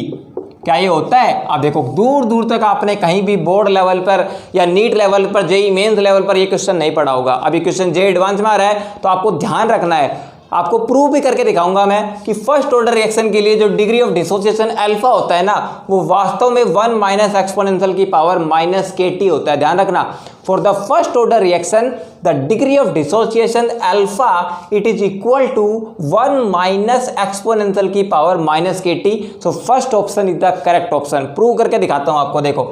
देखो डिग्री ऑफ डिसोसिएशन वास्तव में एक्चुअली अल्फा होता क्या है? डिग्री ऑफ डिसोसिएशन होता है कि रिएक्टेंट के कितने मॉलिक्यूल्स डीकंपोज हो चुके हैं डिवाइडेड बाय टोटल कंसंट्रेशन, मतलब इनिशियल कंसंट्रेशन। देखो मान लीजिए रिएक्टेंट की इनिशियल कंसंट्रेशन कितनी है? A naught is the initial concentration, और मैंने कह दिया टी टाइम के बाद कंसंट्रेशन हो गई ए नोट माइनस ए ले ली मैंने, मतलब ए नोट माइनस ए का मतलब हो गया अब इतनी कंसंट्रेशन आपको बची हुई है, ये आपकी कंसंट्रेशन यहाँ पर बच रही है। अगर मैं इनिशियल कंसंट्रेशन में से फाइनल कंसंट्रेशन घटा दूं, जैसे फॉर एग्जांपल मैंने कह दिया रिएक्टेंट की इनिशियल कंसंट्रेशन 80 ग्राम है, ध्यान से मान लो रिएक्टेंट की इनिशियल कंसंट्रेशन कितनी है 80 ग्राम, और मैंने कह दिया फाइनल कंसंट्रेशन घट करके वो 30 ग्राम हो गई। कितनी हो गई? 30 ग्राम। तो रिएक्टेंट कितना कंज्यूम हो चुका है, मतलब फाइनल अब कंसंट्रेशन कितनी बची है आपको पता ही है, तो डिवाइडेड बाय टोटल कर देंगे ए नोट, तो आपको पता चल जाएगा रिएक्टेंट कितना कंज्यूम हुआ है। रिएक्टेंट अल्फा निकाल लोगे आप। जैसे मान लो रिएक्टेंट की इनिशियल कंसंट्रेशन मैंने 100 मान ली, ठीक है, और फाइनल कंसंट्रेशन मैंने 30 मान ली। कितनी हो गई? 30। तो अल्फा की वैल्यू निकाले, देखो 100 माइनस 30 डिवाइडेड बाई 100 करके देखो कितना आएगा 70/100। तो अल्फा की वैल्यू कितनी आ गई? 0.7। अल्फा 0.7 आ गया, इसका मतलब 70% डीकम्पोजिशन हो चुका है, तभी तो 30% बचेगी। 70% डिग्री ऑफ डिसोसिएशन हो चुका है। तो आपको फार्मूला पता चल गया ना कि अल्फा ए नोट माइनस ए अपॉन ए नोट की वैल्यू होती है, ठीक है। अब वैल्यू पुट करके देख लो। अब मैंने आपका काम आसान कर दिया। देखो ये आपको पता होना चाहिए कि डिग्री ऑफ डिसोसिएशन निकालने का ये फार्मूला होता है in with respect to chemical kinetics. ये आपको पता नहीं होता कभी बच्चों को। अब देखो आप किसी भी रिएक्शन का रेट इक्वेशन लिखते हैं, रेट ला एक्सप्रेशन, तो उसका फार्मूला ध्यान रखो। उसका फार्मूला होता है A is equal to A naught exponential की पावर माइनस के टी। ध्यान रखो ये फार्मूला होता है किसका? रेट ला एक्सप्रेशन लिखने का फर्स्ट ऑर्डर रिएक्शन के लिए। तो A is equal to A naught exponential की पावर माइनस के टी, ठीक है। देखो अब यहाँ पर ए की जो वैल्यू है, ये ए की जो वैल्यू है मैं यहाँ से सब्स्टिट्यूट करूँगा। कहाँ से सब्स्टिट्यूट करूँगा? इसको यहाँ से यहाँ पर रखते हैं, देखते हैं। देखो यहाँ पर जो ए की वैल्यू है ये यहाँ पर ये पुट करनी है आपको। देखो क्या आएगा? अल्फा निकाल के देखो। Alpha comes out to be A naught पहले सर है, ठीक है, माइनस ए की वैल्यू ये उठाओ। ए की वैल्यू कितनी है? ए नॉट एक्सपोनेंशियल की power minus K T divided by ये ए नोट फिर से आ गया। कोई दिक्कत नहीं है, इतना समझ गए आप? अरे बहुत इजी कर देंगे आपके कॉन्सेप्ट फंडामेंटल, ठीक है। देखो फिर से समझ लो। अल्फा की वैल्यू होती है A naught minus A initial concentration minus final concentration divided by initial concentration, तो आपका अल्फा आ गया। अब रेट ला एक्सप्रेशन क्या होता है फर्स्ट ऑर्डर रिएक्शन के लिए? A is equal to A naught minus A naught into exponential की पावर माइनस के टी। तो यहाँ पर ए की जो वैल्यू है मैंने ये पुट कर दी, ठीक है। तो यहाँ पर देखो आगे क्या करेंगे, नेक्स्ट अगला स्टेप, यहाँ पर ए नोट यहाँ पे कॉमन है, कॉमन ले सकते हैं। ए नोट कॉमन हो गया तो यहाँ पर हो गया 1 माइनस एक्सपोनेंशियल की पावर माइनस के टी, ठीक है। और डिवाइडेड बाय देखो ए नोट है ये रहा, तो ए नोट से ए नोट कैंसिल हो गया, तो आपका फाइनल देखो अल्फा निकल कर आ रहा है 1 माइनस एक्सपोनेंशियल की power minus K T. That's hence proved. इसलिए मैंने आपको प्रूव करके दिखा दिया कि वास्तव में अल्फा यहाँ पर 1 माइनस एक्सपोनेंशियल की पावर माइनस के टी होता है। प्रूव हो गया कि नहीं हो गया? अब आपको याद रखना है ये पूरा एक्सप्रेशन आप नोट कर लीजिए, क्योंकि काफ़ी चीज़ें बच्चों को नहीं पता होती मेरे भाई, बिल्कुल इंपॉर्टेंट है। तो आपका फर्स्ट एक्सप्रेशन बिल्कुल ठीक है। चलें आगे, वीडियो को पॉज करके नोट कर लेंगे आप। चलो आगे बढ़ते हैं। सेकंड ऑप्शन क्या कह रहा है, वो ध्यान से सुनो। सेकंड ऑप्शन क्या कह रहा है? ए plot of the reciprocal of the concentration of the reactant with time give the straight line. अरे अभी क्वेश्चन बोला था मैंने, अगर कंसंट्रेशन रेसिप्रोकल का मतलब कंसंट्रेशन का रेसिप्रोकल और टाइम के विद रिस्पेक्ट टू अगर ग्राफ स्ट्रेट लाइन आ जाए, क्या आ जाए, स्ट्रेट लाइन, तो समझ जाओ वो रिएक्शन का फर्स्ट ऑर्डर नहीं होता, सेकंड ऑर्डर का ग्राफ होता है। इसका ग्राफ होता है सेकंड ऑर्डर का। देखो अगर ए का ग्राफ हो विद रिस्पेक्ट टू टाइम, लिख लो सारी बातें, स्ट्रेट लाइन, अगर ए का ग्राफ हो with respect to time straight line, वो होता है जीरो ऑर्डर का ग्राफ, यानी कि 1 बाई रेसिप्रोकल ऑफ कंसंट्रेशन आ रहा है टाइम के with respect to straight line second order, concentration का आ रहा है टाइम के with respect to straight line zero order, और एक ही जगह एल ए या log ए का ग्राफ हो वर्सेस टाइम, और वो अगर स्ट्रेट लाइन आ रहा है, वो क्या आ रहा है, स्ट्रेट लाइन आ रहा है, तो वो ग्राफ होगा आपका फर्स्ट ऑर्डर का। तो यहाँ पर log A L N A नहीं दे रखा है आपको, ठीक है, ये चार्ट ध्यान रखना है। और तीनों में स्लोप है ना नेगेटिव आएगी, यहाँ भी स्लोप नेगेटिव आएगी, ठीक है, इंफॉर्मेशन लिख लो, यहाँ भी स्लोप क्या आएगी सेकंड ऑर्डर में नेगेटिव, और स्लोप क्या होगी आपकी 1, आपकी स्लोप क्या आएगी, के आ जाएगी आपकी माइनस की, क्या आ जाएगी माइनस के। यहाँ पर जीरो ऑर्डर में स्लोप क्या आ जाएगी, यहाँ भी क्या आ जाएगी स्लोप माइनस के, और यहाँ भी स्लोप क्या आ जाएगी आपकी माइनस के। ये तो आएगी जब ग्राफ एल एन का विद रिस्पेक्ट टू लोगे, और लॉग के विद रिस्पेक्ट टू लोगे तो माइनस के अपॉन 2.303, ये ग्राफ तो आएगा जब लॉग लोगे, ठीक है, और माइनस के कब आएगी जब एल एन लोगे, ठीक है, ये सारा आपको ध्यान रखनी है। तो this is the very interesting information, note down कर लो इसको, यहाँ पे डायरेक्ट स्ट्रेट फॉरवर्ड क्वेश्चन बनता है मेरे भाई, ठीक है। चलो आगे बढ़ते हैं। तो इसका मतलब सेकंड ऑप्शन है वो इनकरेक्ट है, क्योंकि वो ग्राफ है वो सेकंड ऑर्डर के लिए है और आपको फर्स्ट ऑर्डर के लिए पूछा है। अगला वही है कि the time taken for the 75% completion is the thrice of the second half of the reaction. बिल्कुल नहीं होता, स्टेटमेंट कह रही है कि 75% है ना, वो हाफ लाइफ पीरियड का 3 टाइम होता है, क्योंकि ये स्टेटमेंट तो गलत है, क्योंकि वो कितना होता है 2 टाइम्स होता है। तो फर्स्ट ऑर्डर के लिए थर्ड स्टेटमेंट भी आपकी रॉन्ग है।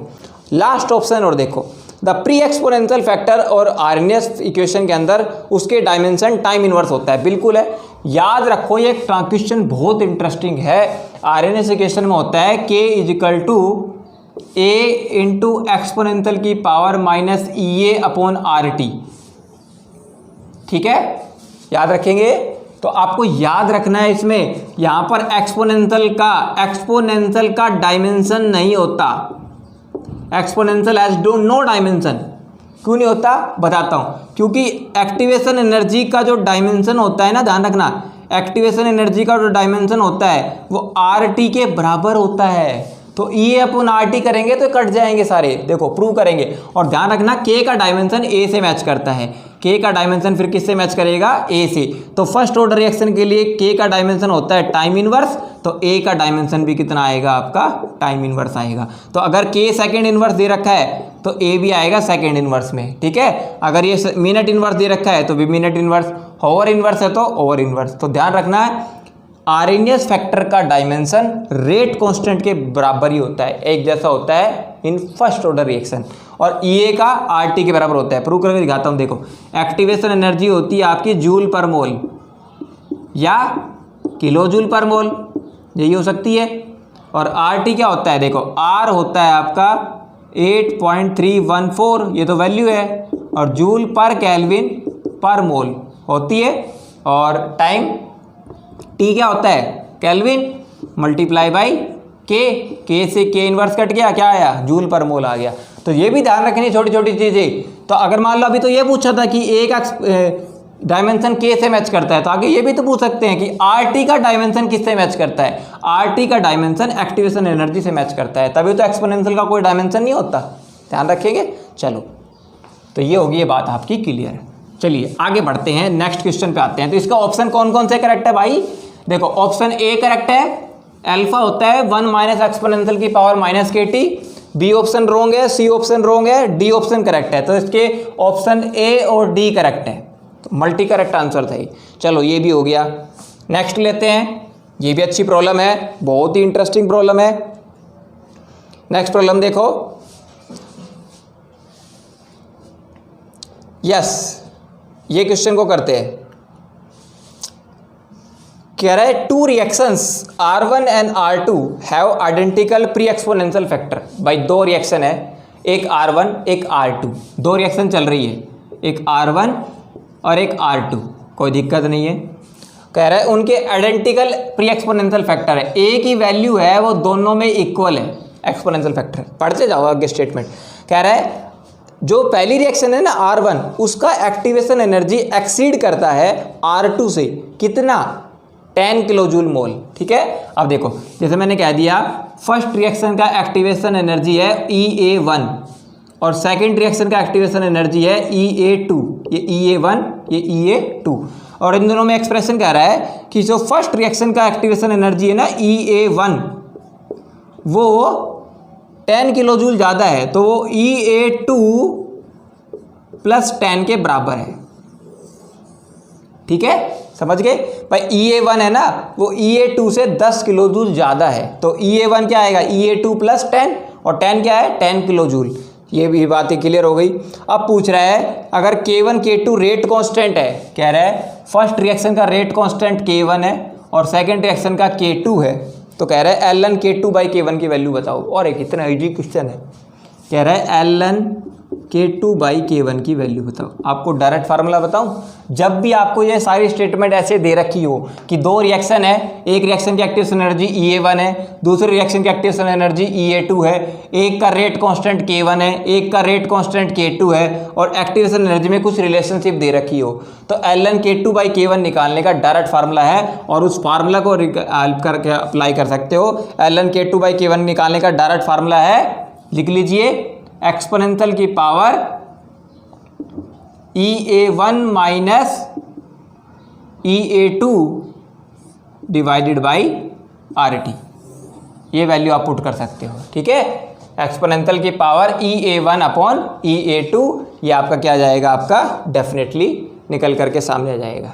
ठीक है, तो आप इसको सॉल्व आउट कर सकते हैं। शायद यही आएगा, डायरेक्ट आएगा, आई थिंक ये आएगा EA1 एक्सपोनेंशियल की power EA1 - EA2 divided by RT। कर लोगे? चलिए देखते हैं। ln K2/K1 की वैल्यू पूछ रहे हैं, तो क्या कैसे निकालेंगे ln K2/K1, एक्सपोनेंशियल की पावर। अब देखो EA1 की वैल्यू क्या है, EA1 है EA2 + 10। ठीक है, यहाँ पर पुट करते देखते हैं। ln K2/K1 क्या आएगा, एक्सपोनेंशियल की पावर EA1 क्या आएगा, EA2, यहाँ पर कर देते हैं EA2 + 10 kilo joule. 10 kilo joule का मतलब 10,000 जूल हो गया। ठीक है, क्योंकि R की वैल्यू हमें जूल पर मोल में मिलती है, जूल पर केल्विन पर मोल, और प्लस EA + 10 किलो जूल, ये हो गया। ये तो किसकी वैल्यू हो गई, ये वैल्यू हो गई हमारी EA1 की, माइनस करेंगे, माइनस हो गया EA2, और डिवाइडेड बाई कितना हो गया, R की वैल्यू पुट करो 8.314, और टेम्परेचर आपको गिवन होगा इसमें न्यूमेरिकल में टेम्परेचर गिवन है 300 केल्विन, तो मल्टीप्लाई बाई 300 पुट कर देंगे। ठीक है, तो यहाँ पर देखो ln K2/K1 की वैल्यू क्या आएगी, EA2 से EA2 कैंसिल हो गया। अब देखो 8.3 मल्टीप्लाई बाई 3, देखो 8.3 मल्टीप्लाई बाई 3, 8.3 मल्टीप्लाई बाई 3 लगभग 24.9 होता है, और 24.9 को अप्रोक्सीमेट हम 25 ले सकते हैं। ठीक है, तो 8.3 मल्टीप्लाई बाई 3 25, और मल्टीप्लाई में 2 जीरो और है, तो कितना हो गया ये 2500, कितना हो गया 2500, और 2500 को 4 से काट दो, ये आ गया 4। तो यहाँ पर ln K2/K1 की वैल्यू आ गई आपकी 4। कितनी आ गई, 4 आ गई। आई थिंक ये डायरेक्ट फार्मूला, एक्सपोनेंशियल नहीं आएगा इसमें, ये डायरेक्ट फार्मूला है कि ln K2/K1 का फार्मूला होता है EA1 - EA2/RT। ठीक है, ये आप डायरेक्ट पुट कर सकते हैं। तो ध्यान रखना, अगर ये डाटा गिवन हो, दो रिएक्शन चल रही है, एक का एक्टिवेशन एनर्जी EA1 है, दूसरे का EA2 है, एक का रेट कांस्टेंट K1 है, एक का रेट कांस्टेंट K2 है, और एक्टिवेशन एनर्जी में कुछ रिलेशनशिप दे रखी हो, तो डायरेक्ट फार्मूला है ln K2/K1 निकालने का EA1 - EA2 divided by RT। This is the direct short trick for the calculation of ln K2/K1। ठीक है, अब इसको मैं प्रूव और करके दिखा देता हूँ, ताकि आपको ये ना लगे कि सर बेवकूफ़ सा बना रहे हैं। ठीक है, देखो प्रूव और करके दिखा देते हैं। 4 आंसर तो आ गया इसका। देखो आपको पता है अगर फर्स्ट रिएक्शन होती तो उसका K1 क्या आता, देखो के होता है ए इंटू एक्सपोनेंशियल की पावर माइनस ई ए अपॉन आर टी होता है। तो K1 क्या आता, ए इंटू एक्सपोनेंशियल की power minus E A one upon R T होता। K2 क्या होता, ए इंटू एक्सपोनेंशियल की power minus E A two upon R T, यही होता। हो गया, दोनों को डिवाइड करते हैं K2 by K1, K2 by K1। Exponential factor तो सेम है, कट जाएंगे, बता रखा है वो तो न्यूमेरिकल में। अब ये है ई ए की power minus E A two upon R T, ये है ई ए टू। अब देखो आर टी दोनों में कॉमन है, तो minus E A two minus R one और पूरे की पावर आर टी, ये बचेगा। दोनों को डिवाइड करेंगे तो K2 बाई K1 को डिवाइड कर दिया, एक्सपोनेंशियल फैक्टर सेम थे, प्री एक्सपोनेंशियल फैक्टर कट गए, तो एक्सपोनेंशियल की power minus E A two upon R T, या भी ये आर टी कॉमन था, तो नीचे डिवाइड करेंगे तो ऊपर माइनस में चला जाएगा, ये बाहर साइन माइनस का रहेगा, E A two minus E A one आ गया। अब देखो इतना आ गया। अब दोनों तरफ क्या ले लो, एल एन कर दे, taking L N on both sides, दोनों तरफ नेचुरल लॉग ले लेंगे। तो दोनों तरफ नेचुरल लॉग लेंगे तो यहाँ पर हो जाएगा L N K2 by K1, ठीक है। और एक्सपोनेंशियल एल एन से क्या होता है, कट जाता है, ये कट जाएगा। अब देखो यहाँ बाहर साइन माइनस का है, ये माइनस और अंदर भी माइनस, माइनस माइनस क्या हो गया, प्लस। तो आपके आ गए ना, एक्टिवेशन एनर्जी 1 तो प्लस का है, ई ए टू माइनस का है, डिवाइडेड बाई आर टी। देखो ये फार्मूला आपका निकल करके सामने आ गया, ठीक है। और मैंने इतना बड़ा एक्सप्रेशन करने के बजाय आपको डायरेक्ट शॉर्ट ट्रिक बता दी है, ठीक है। तो L N K2 by K1 का फार्मूला होता है E A one minus E A two divided by R T. Direct put करेंगे, आंसर आ जाएगा, ठीक है। चलो नेक्स्ट क्वेश्चन लेते हैं, this is the very interesting. I think हमारे 10-12 क्वेश्चन हो चुके हैं, 1-2 क्वेश्चन और ले लेते हैं, फिर हम वीडियो को 15 क्वेश्चन की बात हुई थी ना। चलो नेक्स्ट क्वेश्चन लेते हैं। For the reaction 2A plus gives, screen पर देखिए 2A प्लस बी मिलके प्रोडक्ट बना रहे हैं, कोई दिक्कत नहीं है। हाँ, कह रहे when the concentration of both A and B are double, अगर A और B दोनों की कंसंट्रेशन को डबल कर दे तब तो रेट ऑफ रिएक्शन 0.3 से बढ़कर 0.8 हो गई। चलो कोई दिक्कत नहीं है, पहले इस रिएक्शन का dx बाई dt लेते हैं। dx बाई dt का मतलब है initial rate of reaction R1 ले लेता हूँ, समझ गए। R1 is the initial rate of reaction, कितना है, K इंटू A की कंसंट्रेशन और B की कंसंट्रेशन, ठीक है। A और B के विद रिस्पेक्ट टू ऑर्डर नहीं पता, A के with respect to order x मान लिया, B के विद रिस्पेक्ट टू y मान लिया।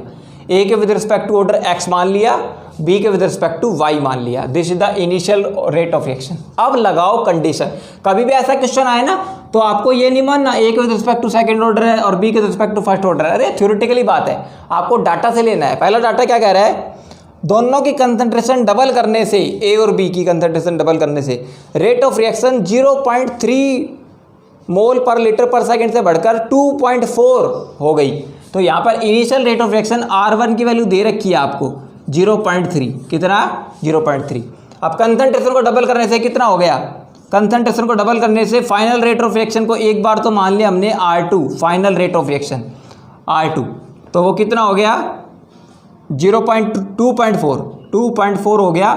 कब, जब A की कंसंट्रेशन को कर दिया 2A और B की कंसंट्रेशन को कर दिया 2B। तो यहाँ पर x, यहाँ पर y, एक ये रिएक्शन बन गई। अगला देखो, अगली स्टेटमेंट है, जब केवल A की कंसंट्रेशन डबल की गई तो रेट ऑफ रिएक्शन 0.3 और 0.6 हो गई। बिल्कुल ठीक है। तीसरा एक्सपेरिमेंट देखो, R3 क्या आ रहा है, तो 0.3 से 0.6 हो गई, लेकिन कब, जब केवल A की कंसंट्रेशन डबल की गई और B की कंसंट्रेशन एज इट इज है। ये B की पावर y, B की पावर y है, ठीक है। ये 3 डाटा आपको देवन है। अब आप ये ना एक दिमाग लगाओ, बड़ा इजी सा कॉन्सेप्ट। पहले ना R2 को पकड़ो, कह रहा है कि दोनों की कंसंट्रेशन डबल करने से रेट ऑफ रिएक्शन 0.3 से 2.4 हो गई। पहले आप देखो 0.3 से 2.4 हो गई, ये 8 गुना नहीं हो गया, 8 टाइम्स। तो अगर 2 रिएक्टेंट हो, बड़ा ध्यान से सुनना, अगर किसी रिएक्शन में रिएक्टेंट कितने हो, 2 रिएक्टेंट हो, A प्लस B, कोई दिक्कत नहीं है, 2 रिएक्टेंट हो। अगर दोनों की कंसंट्रेशन, ध्यान से सुनना, अगर दोनों की कंसंट्रेशन डबल करने से रेट ऑफ रिएक्शन अगर 8 गुना हो जाए तो समझ जाना दोनों में से किसी एक के विद रिस्पेक्ट टू ऑर्डर 2 है और किसी एक के विद रिस्पेक्ट टू ऑर्डर 1 है, क्योंकि कंसंट्रेशन को डबल करने से रेट ऑफ रिएक्शन 8 गुना हो जाती है। अब रिएक्टेंट 2 है, तो किसी एक के with respect to second order है, किसी एक के with respect to first order है। ठीक है, देखो आपको प्रूव करके दिखाता हूँ। देखो मान लो यहाँ पर ए के with respect to second order मान लिया, तो यहाँ पर कितना आएगा 2 और यहाँ पे कितना आएगा 1। ठीक है, तो अब देख करके देख लीजिए, 2 की पावर 2 क्या होता है 4 और 2 की पावर 1 क्या होता है 1। भाई या तो 4 आएगा फैक्टर और यहाँ कितना आएगा 2 आएगा, 2 इंटू 4 इंटू 2 8 हो गया कि नहीं हो गया। तो ऐसे आपको समझ करके चलना है। ठीक है, देखो फिर से रिपीट करता हूँ ताकि आप गलती ना करें। अगर न्यूमेरिकल में गिवन हो, क्योंकि ये न्यूमेरिकल 4 से 5 बार पूछा गया है नीट और जेईई मेंस में यही फैक्टर को लेकर, बस थोड़ा सा न्यूमेरिकल को मॉडिफाई कर देते हैं। अगर किसी रिएक्शन में 2 रिएक्टेंट हो और कंसंट्रेशन दोनों की डबल करने से रेट ऑफ रिएक्शन अगर 8 गुना हो जाए तो किसी एक के with respect to order first order है और किसी दूसरे के with respect to order second order है। ठीक है, अब अगली स्टेटमेंट आपको दे देगा एग्जामिनर। क्या दे देगा, देखो ये कह रहा है एक ही कंसंट्रेशन डबल करने से, केवल एक ही कंसंट्रेशन डबल करने से रेट ऑफ रिएक्शन डबल हो गया। 0.3 से बढ़कर कितना हो गया 0.6 हो गया, लेकिन कब, केवल एक ही कंसंट्रेशन बढ़ाने से। अब ये कह रहा है इन दोनों में से एक ही कंसंट्रेशन डबल करने से 0.3 से बढ़कर 0.6 हो गया। तो एक ही कंसंट्रेशन डबल करने से रेट ऑफ रिएक्शन भी डबल हो गया। तो पता चल गया ए के with respect to order first order है, तो बाकी दूसरा क्या बचा, बी के with respect to second order. बोलो हो गया कि नहीं हो गया। सोल्व करना पड़ा मेरे को न्यूमेरिकल, नहीं करना पड़ा मैंने भाई, ये चीज़ें आप याद रखेंगे। ठीक है, चलिए अब देखो ऑप्शन देखो कौन सा करेक्ट है, कौन सी स्टेटमेंट करेक्ट है।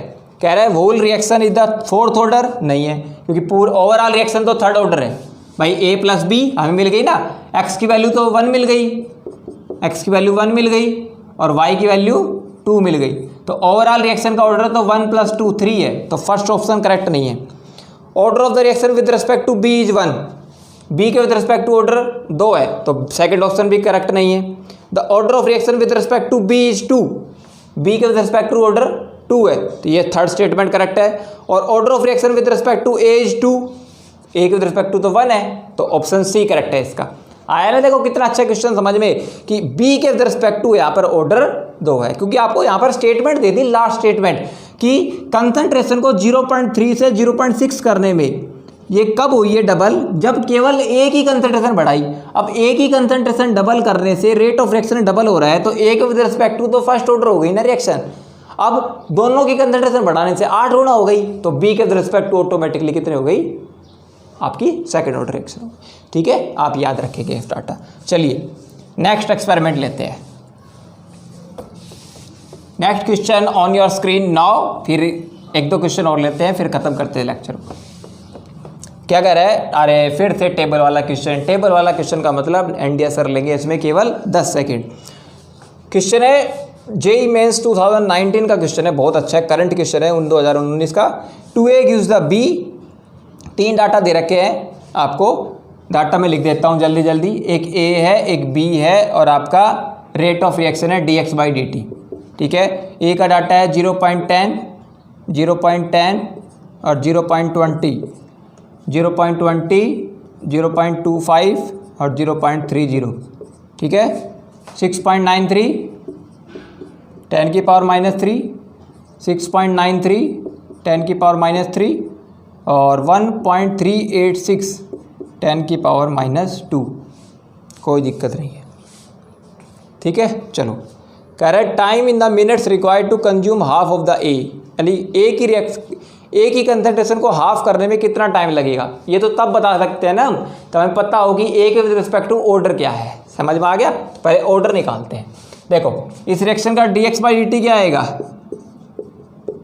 k into A into B, A के with respect to order x मान लिया, बी के विद रिस्पेक्ट टू y मान लिया। x y की वैल्यू हमें नहीं पता, डाटा को एनालाइज करो, बोला था ना सर ने। देखो अगर मैं b के विद रिस्पेक्ट टू ऑर्डर निकालना चाहता हूँ तो ऐसा डाटा चेक करो जिसमें a के with respect to order reaction constant है। ठीक है, देखो 0.10 0.10, बोलो मिल गया कि नहीं मिल गया। अगर बी के रिस्पेक्ट ऑर्डर निकाल रहे हो तो कंसंट्रेशन में कोई चेंज नहीं आ रहा है यहाँ, तो देखो अब डाटा आप लगाओ। हाँ देखो बी की कंसंट्रेशन चेंज होने से यानी कि 0.2520 से 0.25 आ गई, कंसंट्रेशन में चेंज आया लेकिन रेट ऑफ रिएक्शन सेम है। पहले भी 6.93 10⁻³ थी, बाद में भी 3 है, तो आपको पता चल गया ना कि बी के with respect to reaction zero order है। बताओ इससे बढ़िया ट्रिक मिलेगी आपको कहीं? यानी कि इसमें डाटा यहाँ पर कांस्टेंट है। अब बी के विद रिस्पेक्ट टू कंसंट्रेशन में चेंज आने से रेट ऑफ रिएक्शन में चेंज ही नहीं आया, तो यहाँ पर बी के रिस्पेक्ट टू ऑर्डर जीरो है। यानी कि यहाँ पर इसको मैं लिखूँ ना लिखूँ बराबर है, क्योंकि y की वैल्यू तो जीरो आ गई ना। ठीक है, और प्रूव और करके दिखाएं इसको। देखो प्रूव और करके दिखाते हैं। देखो यहाँ पर ये आपका रिएक्शन का रेट ऑफ रिएक्शन R1 है, ये R2 हो गया, ये R3 हो गया। तो यहाँ पे R1 की वैल्यू तो ये है, R2 रेट ऑफ रिएक्शन की वैल्यू ये है, और R3 की वैल्यू ये है। ठीक है, तो एक बार R2/R1 करके देखते हैं। R2/R1, तो R2/R1 करेंगे तो 6.93 into 10⁻³ divided by 6.93 into 10⁻³ is equal to, ये दोनों तो सेम है, तो 0.10 के से के कैंसिल हो जाएंगे, कोई दिक्कत नहीं है। तो 0.1 की पावर x और 0.10 की पावर x दोनों में सेम रहेगा, मल्टीप्लाई बाई 0.20 25 0.20 और 0.20 हो गया। इसकी पावर भी y है और इसकी पावर भी y है। यहाँ पे मैंने पता क्या किया है, R2 डिवाइड बाई R1। ठीक है, तो k तो कैंसिल आउट हो जाएंगे। अब देखो ये कैंसिल आउट हो गए, ये 1 आएगा, कितना आएगा 1, ये कैंसिल आउट हो गए। ठीक है, अब 0.25 0.20 कितना होता है, 5/4 कर दे। देखो यहाँ तो कितना आ गया 1 इज इक्वल टू 5/4 और पूरे की पावर y। ठीक है भाई, इसकी पावर ही y है, इसकी पावर ही y, पूरे की पावर क्या हो गई, y हो गई। ठीक है, पॉइंट से पॉइंट कैंसिल हो गए, 25/20 कितना हो गया, 5/4 हो गया। ठीक है, अब y है, इसको 1 के बराबर लाना है, तो y की वैल्यू 0 पुट करनी पड़ेगी ना। अब इतना बड़ा सोल्व किया मैंने, डाटा को देखकर सीधा बता दिया, ये फंडामेंटल ट्रिक है। अब reaction rate of reaction B पे डिपेंड नहीं कर रही, केवल ए पे डिपेंड कर रही है। ठीक है, अब देखो ए के विद रिस्पेक्ट टू ऑर्डर निकालना सीख लो। अब देखो कोई भी एक डाटा उठा लो। अब देखो एक्सपेरिमेंट 2 और 3 में देखो, कंसंट्रेशन को डबल करने से, 0.10 को 0.20 करने से, कंसंट्रेशन को डबल करने से रेट ऑफ रिएक्शन भी डबल हो गई। देखो भाई 6.93 मल्टीप्लाई बाई 10⁻³ इसको 2 से मल्टीप्लाई करके देखो।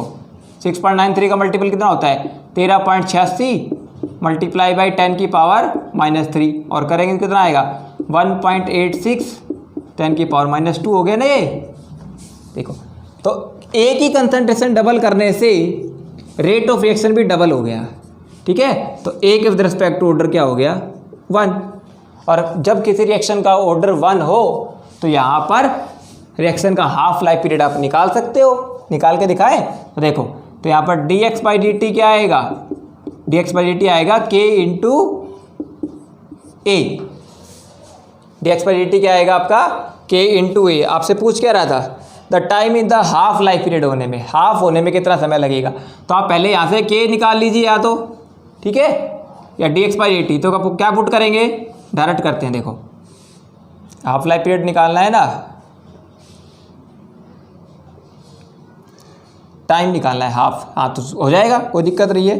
तो dx/dt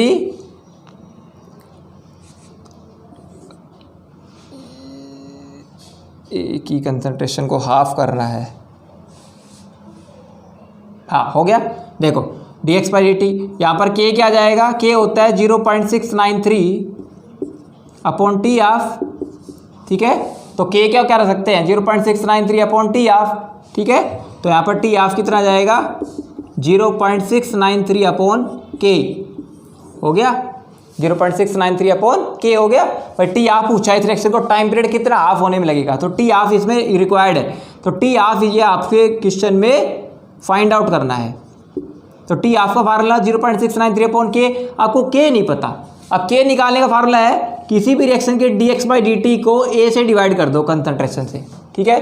अब देखो कोई भी रिएक्शन का dx/dt उठा लो, ये रहा 6.93, तो आपका k का फार्मूला क्या बन गया यहाँ से, k का फार्मूला बन गया dx/dt डिवाइडेड बाई a। भाई a को नीचे ले आया मैं, dx/dt डिवाइड बाई a, तो k की जगह क्या पुट कर दो, dx/dt डिवाइडेड बाई a की कंसंट्रेशन यहाँ पर चली जाएगी ऊपर। अब a की कंसंट्रेशन यहाँ मान लीजिए 0.10 ले ली मैंने ऊपर वाली, और 0.10 के रिस्पेक्ट टू dx/dt कितना है 6.93 इंटू 10 की पावर -3, ठीक है। अब देखो ये 0.693 और ये है 6.93, 10 पे चला गया, कोई दिक्कत नहीं है। और देखो ये 10 है और 10 की पावर -3 है, कितना कट गया 10 और 10 की पावर -3, 10 की पावर -2, ठीक है। अब ये है 0.10, ठीक है, इस पॉइंट को हटाएंगे 10, 100 नीचे आ गया, 100 नीचे आ गया, ठीक है। और ये 10 ये कट जाएगा, 10 की पावर -2, 10 की पावर +2, आंसर आ गया 10। कितना आ गया टी ऑफ 10 मिनट आ जाएगा आंसर। देखो इसका बी ऑप्शन करेक्ट है, कितना आएगा B option is the correct answer 10 minute, ठीक है। थोड़ा सा लास्ट में पजल हुए, नहीं पजल तो नहीं हुए, देखो डायरेक्ट करना था भाई। इसमें कंसंट्रेशन यहाँ कांस्टेंट है, तो बी की कंसंट्रेशन चेंज करने से रेट ऑफ रिएक्शन में चेंज नहीं आया, तो बी के रिस्पेक्ट टू ऑर्डर 0 है। ए की कंसंट्रेशन में डबल करने से रेट ऑफ रिएक्शन भी डबल हो गया, तो ए के रिस्पेक्ट टू फर्स्ट ऑर्डर है, तो dx/dt हो गया डायरेक्ट k इंटू ए, ठीक है। आपको dx/dt पता है, a पता है, a की कंसंट्रेशन, तो यहाँ से k निकाल लेंगे, k क्या निकलेगा dx/dt divided by a, dx/dt कोई भी उठा लो एक, 6.93 10 की पावर -3 डिवाइड बाई a की कंसंट्रेशन 0.10, तो ये आपका k का फार्मूला आ गया। इस k के फार्मूले को यहाँ पर रख दो, किस में टी ऑफ में, टी ऑफ होता है 0.693 अपॉन k यहाँ से सब्सिट्यूट कर दो ये वाला, ठीक है, टी ऑफ आ जाएगा। तो ये आपकी फंडामेंटल ट्रिक्स थी। चलो आगे बढ़े, चलिए बहुत हो गया आज के क्वेश्चन, फिर बाकी अगले लेक्चर में ले लेंगे। यहाँ पर क्वेश्चन देखो हमने कितने डिस्कस कर लिए, एक बार गिन लेते हैं, 1 2 आई थिंक 10-12 क्वेश्चन आपके यहाँ पर डिस्कस हो चुके हैं, ठीक है। नेक्स्ट प्रॉब्लम लेंगे हमारी अगले लेक्चर के अंदर। तो thank you so much for the patient listening, और अगला लेक्चर देखना ना भूले, वो भी अगली हम 30 प्रॉब्लम पूरी कवर कर देंगे लेक्चर 6 के पार्ट नंबर 2 में। तो thank you so much for the patient listening, और this will be the final touch up of the chemical kinetics. उसके बाद हम कौन सी यूनिट लेंगे, इलेक्ट्रोकेमिस्ट्री, और उसके ऊपर भी हम पूरी कमांड लेंगे ट्रिक्स के द्वारा, कॉन्सेप्ट के द्वारा, numerical approach, conceptual approach, fundamental approach, काफ़ी अप्रोच को लेकर चलेंगे। थैंक यू सो मच, अगले लेक्चर मिलते हैं। और सबसे इंपॉर्टेंट आप एक काम कीजिए, टेलीग्राम का लिंक मैंने आपको डिस्क्रिप्शन में दिया है, सबसे टॉप पर लिंक है, टेलीग्राम हमारा चैनल है, उस पर आप देख सकते हैं। मैं उसमें इंपॉर्टेंट PDF भी डाल सकता हूँ, इंपॉर्टेंट डॉक्यूमेंट्स आपको दे सकता हूँ, कोई भी सबमिट करने के लिए DPP प्रॉब्लम दे सकता हूँ। तो ठीक है, टेलीग्राम चैनल हमारा लिंक आपको डिस्क्रिप्शन में दिया हुआ है, सबसे टॉप पर, उस चैनल को आप एक बार ज्वाइन कर लीजिए। थैंक यू सो मच, अगले लेक्चर मिलते हैं। Keep watching, keep learning. और आपको पता है JEE मेंस नीट तो पोस्टपोन हो चुका है, सितंबर में जा चुका है, और हमारे पास पूरा टाइम है, अच्छे से सब्जेक्ट पे मास्टरी लेकर आते हैं। Let's get mastery in the chemical kinetics and all the physical chemistry. जो मेडिकल के बच्चे न्यूमेरिकल से डरते हैं, आज वो तैयार हो जाइए, न्यूमेरिकल आपके चुटकियों में सोल्व करवाएंगे NDS सर, ठीक है।